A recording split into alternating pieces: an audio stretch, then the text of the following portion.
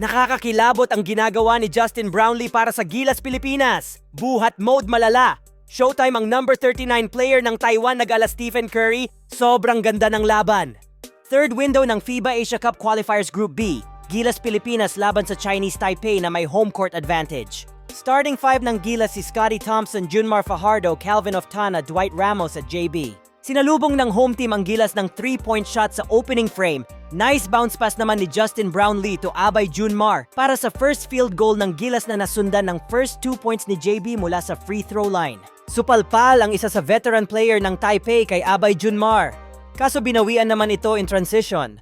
Dwight Ramos offensive rebound at nauwi sa 3-point shot ni Justin Brownlee. Back-to-back threes ang pinakawalan ni JB, tabla sa 10 points ang score. Pero 3-pointer din ang sagot ng kalaban. Scotty Thompson pull-up jumper.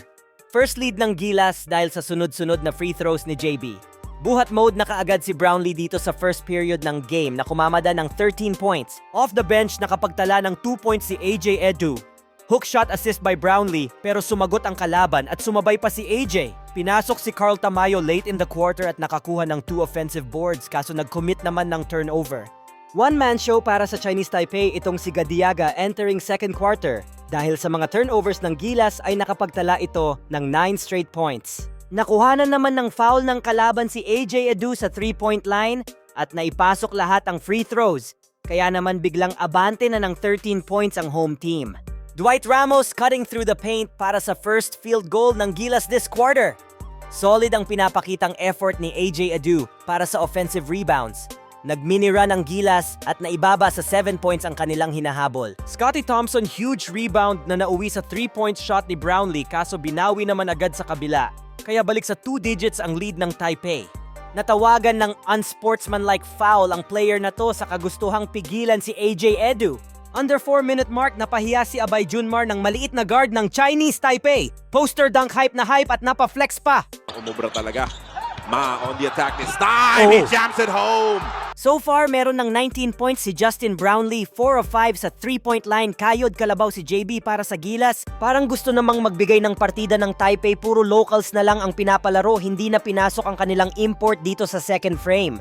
Less than 2 minutes remaining sa first half, pumukol sa tres si Dwight Ramos at gigil na gigil naman si AJ Edu. Offensive rebound sabay bingwit ng foul. Late in the quarter, nag-commit ng mga turnovers ang home team na nagresulta sa 5 straight points ni Dwight. Kaya naman 2 points na lang ang lead ng Taipei, end of first half. Start of third quarter, may pinagapang si Dwight Ramos. Nakapagtala ng 6-0 run ang Gilas sa first 2 minutes ng second half at nakuha ng Gilas ang kanilang second lead of the game.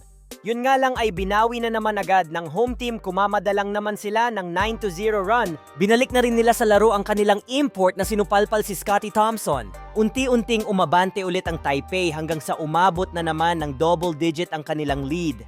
Showtime ang number 39 player na si Lu. Back-to-back 3, parang si Stephen Curry sa kanyang look-away corner 3-pointer. Tinakasan pa nito ang tatlong depensa ng Gilas. Buhat pa rin ni Brownlee ang ating national team. At meron na itong 28 points sa pagtatapos ng third frame. Another block para sa Taipei import pagpasok ng final frame. Justin Brownlee fadeaway jumper at buzzer beater 3 naman ang sagot ng Chinese Taipei. Dahil sa mga 3-point shots ng Taipei, pumalo na naman ng 12 points ang kanilang lead. Nagkaroon ng momentum ang Gilas 8-minute mark. 10-0 run ang kanilang nagawa. 6 points ay mula kay JB sa kanyang dalawang 3-point shots. Already averaging 70% sa tres. A smaller defender on him. Brownlee rises up and Another assist by Justin Brownlee to AJ Edu for two-handed dunk. At Brownlee na naman para kunin ang kalamangan. 3-pointer number 8 for JB. Talsik at tumba ang bantay. Nakakakilabot talaga panoorin ang isang Justin Brownlee buong pusong lumalaban para sa Pilipinas. Yun nga lang ay di pa tapos ang laban. AJ Edu to Chris Newsom baseline jumper. Pero 3-pointer na naman ang sagot ng kalaban, abante na ng 2 points ang Taipei. Gilbeck putback dunk at nakasagot pa ng corner mid-range jumper si AJ Edu. Less than 1 minute remaining, nagsilbing dagger na rin itong 3-pointer ni Lu. 5 points na ang lamang ng home team. Well, hindi nagkaroon ng pagkakataon ng Gilas para makadikit pa, kaya naman panalo ang Chinese Taipei. Nasayang ang 39 points ni Brownlee. Last time na tinalo ng Taipei ang Gilas ay noong 2013 pa. Maraming salamat sa panonood mga idol. Paki-like ang video at subscribe for more updates.